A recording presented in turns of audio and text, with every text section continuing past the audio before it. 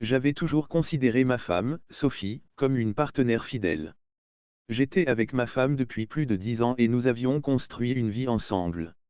Mais ces derniers temps, quelque chose me harcelait. C'était un sentiment dont je ne pouvais me débarrasser, le sentiment que quelque chose n'allait pas. J'ai rencontré ma femme à l'université, et peu de temps après avoir obtenu notre diplôme, nous nous sommes mariés. J'ai 35 ans et ma femme Sophie, non fictif, en a 38. Un soir, après quelques verres de vin, j'ai confronté Sophie. Est-ce qu'il se passe quelque chose entre toi et ton collègue, Bob? Elle parut surprise et demanda. Que veux-tu dire? Je ne sais pas, répondis-je. J'ai juste ce sentiment. Comme si tu passais beaucoup de temps avec lui et que tu t'envoyais toujours des textos. Ma femme a soupiré. Et a répondu, tu sais que je ne te tromperai jamais, a-t-elle dit. Bob n'est qu'un ami. Nous travaillons sur des projets ensemble, c'est tout. Je voulais la croire, mais le sentiment ne partait pas. J'ai commencé à prêter plus d'attention au comportement de Sophie. En regardant en arrière, je savais la vérité, mais je ne voulais pas la vérité soit la vérité, alors j'ai essayé de me tromper. Ce plan n'a duré qu'un peu de temps parce que le fait que ma femme me trompait me rongeait, et j'en suis arrivé à un point où je n'en pouvais plus. J'ai remarqué qu'elle était souvent au téléphone, envoyant des SMS ou vérifiant ses emails, même lorsqu'ils étaient censés passer du temps ensemble. Et quand je lui ai posé la question, elle était sur la défensive. Un jour, j'ai décidé de prendre les choses en main. J'ai emprunté la voiture d'un ami et j'ai suivi ma femme jusqu'à son bureau. Je me garai dans la rue et la regardai entrer. Quelques minutes plus tard, Bob arriva.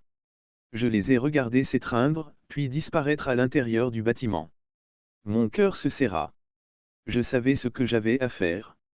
J'ai attendu que ma femme rentre à la maison ce soir-là, puis je l'ai fait asseoir et lui ai raconté ce que j'avais vu. Ma femme a essayé de le nier au début, mais j'ai insisté. Je sais ce que j'ai vu. Tu me trompes, n'est-ce pas? Ma femme a baissé la tête. Et a dit que je suis désolé, vous vous sentez comme ça, mais nous sommes tous ses collègues.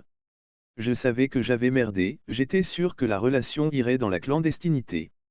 Et bien sûr, ma femme n'avait plus à se rendre au bureau tôt et n'était plus au téléphone.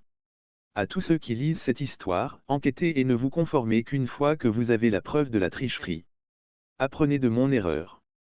J'espérais que ma conversation servirait de réveil à ma femme, et c'est le cas, mais le fait qu'elle m'ait trompé ne partirait pas, et je ne peux pas vivre avec un tricheur.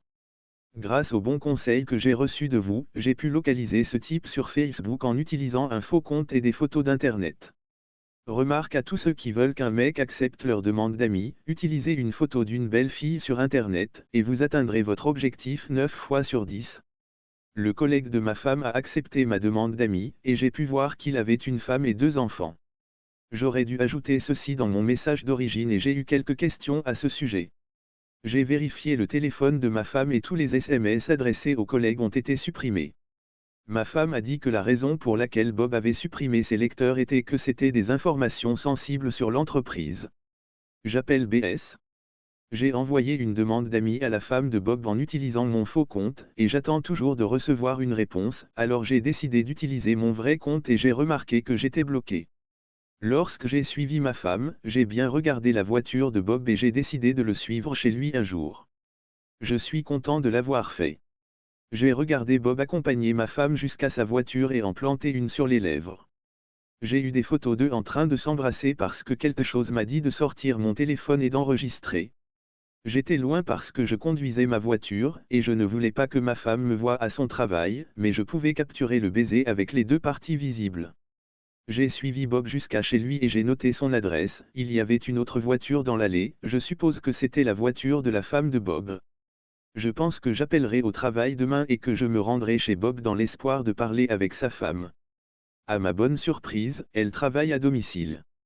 J'ai quitté la maison comme je le fais tous les jours mais je suis allé chez Bob au lieu d'aller travailler. J'ai sonné à la porte et la femme de Bob a ouvert la porte. Je lui ai dit que j'étais le mari d'un des collègues de son mari et que je pensais qu'il avait une liaison. J'ai sorti mon téléphone et lui ai montré la vidéo de Bob et ma femme s'embrassant et lui ai expliqué pourquoi les actions de ma femme. Bob avait raconté à sa femme la même histoire que ma femme m'avait racontée, il a dû aller travailler tôt parce qu'il travaillait sur un projet important. La femme de Bob a également remarqué que ces premiers jours et l'utilisation constante du téléphone ont diminué à peu près au même moment où ma femme a commencé à travailler et que l'utilisation intensive du téléphone a cessé. J'ai dit à la femme de Bob que j'avais confronté ma femme, et je pense que c'est pourquoi leurs actions ont changé. Je voulais trouver un moyen d'obtenir des preuves solides de tricherie, car si c'était le cas, je quitterais ma femme. Pendant que je racontais, la femme de Bob était sous le choc. J'étais tellement dans mon monde et je traitais mes sentiments que je n'ai pas remarqué que la femme de Bob pleurait. J'ai rapidement cessé de m'apitoyer sur mon sort et j'ai commencé à consoler la femme de Bob.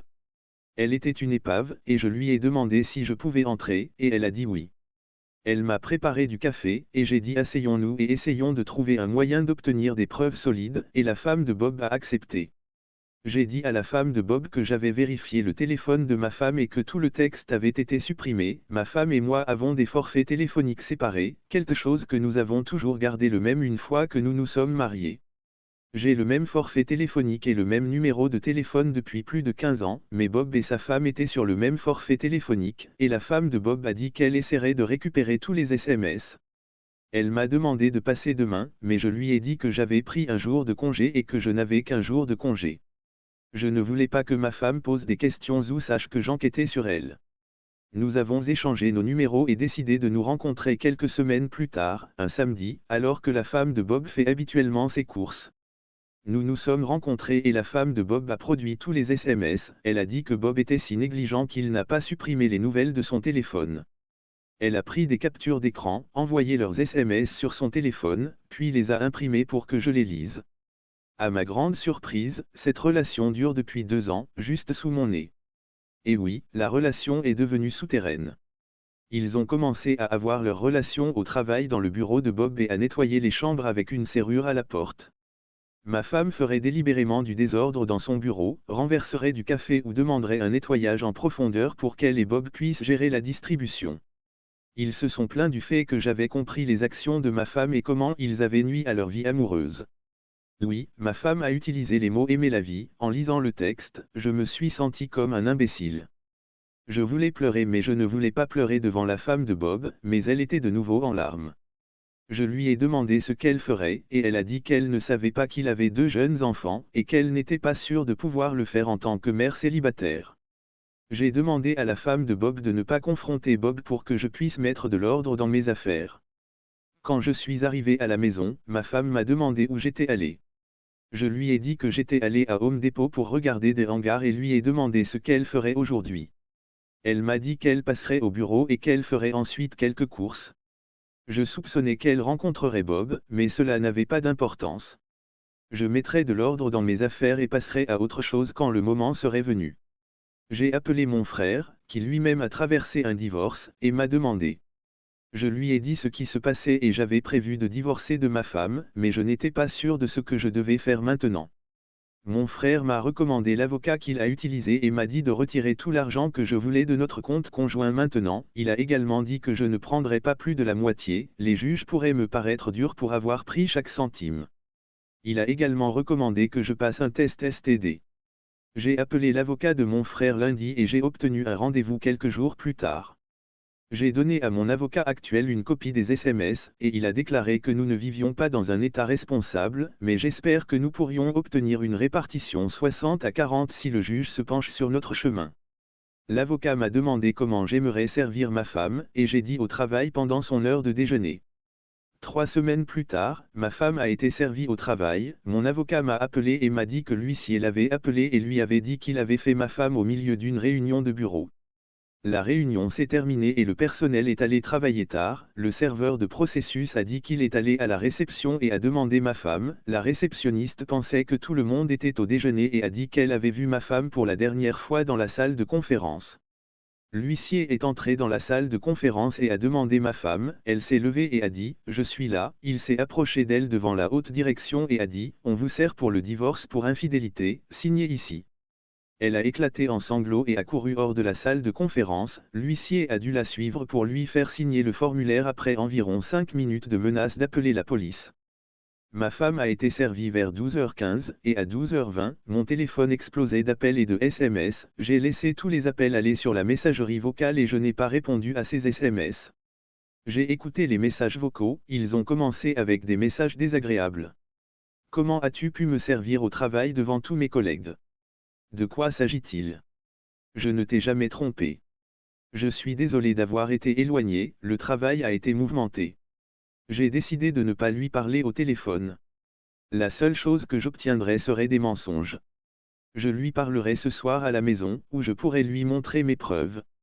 J'ai appelé la femme de Bob et lui ai dit que je servais ma femme, elle a dit qu'elle savait que Bob l'avait appelé et lui avait dit qu'il l'aimait, ce qu'il faisait rarement, et qu'il viendrait chercher le dîner pour que je puisse prendre une journée de congé pour cuisiner. Il m'a demandé si j'allais bien et j'ai dit oui. Je lui ai demandé pourquoi il était si adorable et il a dit qu'il pensait à moi.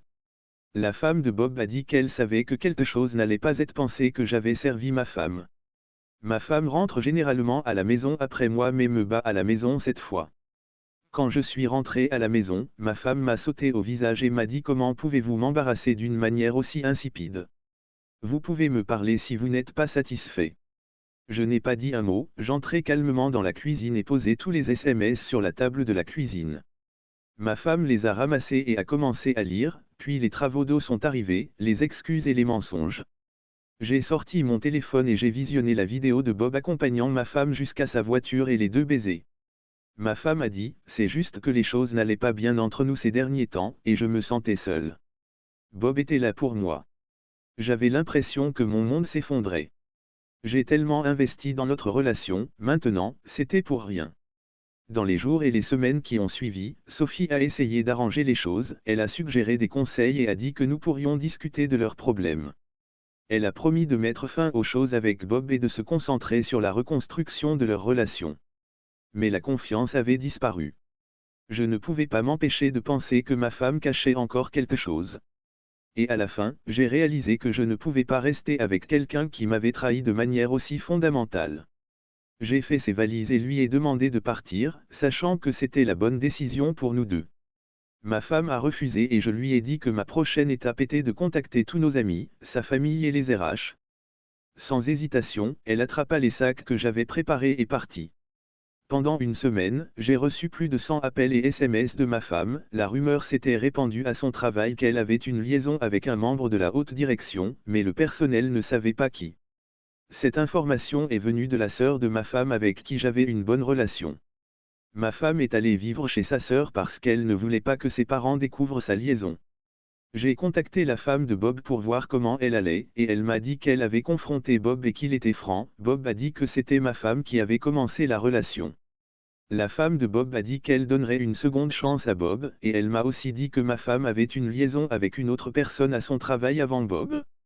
Bob a été promu, et l'autre personne ne l'a pas fait, alors elle l'a quitté et a commencé avec Bob. Je ne sais pas où je me suis trompé, et je ne suis pas sûr de vouloir reparler à ma femme, mais je sais que j'en ai besoin parce que nous devons vendre notre maison et partager nos biens restants. J'ai parlé avec mon avocat, qui m'a dit qu'il serait préférable de rencontrer ma femme pour avoir une entente en place lorsque nous irons devant le juge. J'ai appelé la sœur de ma femme et lui ai demandé si je pouvais venir parler avec ma femme, et elle a dit oui. Je voulais que ma femme revienne chez nous avec un témoin, et sa sœur serait une excellente personne pour être témoin. Avant d'entrer dans la maison de la sœur de ma femme, j'ai appuyé sur le bouton d'enregistrement de mon téléphone. Ma femme était assise sur le canapé au milieu. C'était à dessein, donc je serais forcé de m'asseoir près d'elle, j'attrapais une chaise dans la cuisine et m'assis entre elle et la porte d'entrée. Si elle essayait quoi que ce soit, j'étais dehors. J'avais écrit quelques questions, et mon avocat a demandé des aveux à ma femme sur ses affaires. J'ai dit à ma femme que j'avais quelques questions à poser avant de lui permettre de parler, si elle ne répondait pas à mes questions ou mentait, je partais et elle était d'accord. Ma première question était, combien de liaisons avez-vous eu? Elle a dit que c'était le seul, je me suis levé et j'ai franchi la porte. Elle a crié, où vas-tu? Je me suis retourné et j'ai répondu, si tu mentais, je passerai la porte. Ma femme crie alors que je dis la vérité, j'ai dit que je connaissais le nom de l'autre gars au travail avec qui elle a eu une liaison, et elle a haleté. Elle a crié ne partez pas, je vais tout vous dire. Je vais vous donner la version courte de ses réponses, c'était sa troisième affaire, l'un était avec l'un des garçons d'honneur de notre mariage, un gars que je considérais comme un bon ami, et les deux à son travail, ainsi que deux ONS. Ma femme n'a pas considéré l'ONS comme une affaire et a dit qu'elle n'avait eu que 3 expériences. J'ai demandé ce que j'avais fait de mal et qu'est-ce que tu pensais de moi quand j'ai vu d'autres gars. Sa réponse courte était que je n'avais rien fait de mal, elle s'ennuyait de notre vie quotidienne et voulait ce qu'elle appelait du plaisir innocent. Elle a de nouveau posé des questions sur nous, et je lui ai dit que je passais à autre chose et que je devais discuter de notre divorce et de la façon dont nous diviserions nos positions communes. En fin de compte, ma femme a pris 50% de l'égalité dans notre maison et m'a permis de garder la plupart des meubles de la maison. J'ai sorti ma femme de la maison et elle a loué un condo près de son travail. Je suppose que l'affaire avec Bob et l'autre gars a été balayée sous le tapis. J'ai appris plus tard que l'un des plus hauts gradés du travail de mon ex-femme avait commencé à la voir à côté. Je suppose qu'il a entendu qu'elle était la salope de l'entreprise et qu'il voulait son tour. Bonne chance à lui, et mon ex n'apprendra jamais. Quant à moi, j'ai eu une promotion au travail parce que je n'avais plus à me précipiter chez une femme et j'avais du temps à consacrer à ma carrière en plus. Je sors avec une charmante dame. J'ai encore des accès de colère et de déception, mais je suis beaucoup plus heureux maintenant que lorsque j'ai épousé ma femme. Est-ce que je me remarierai un jour? Je le ferai parce que maintenant je sais repérer les drapeaux rouges. Merci pour la lecture et votre contribution, je ne peux pas vous dire à quel point vos conseils ont été précieux. Si vous aimez cette histoire, abonnez-vous et aimez.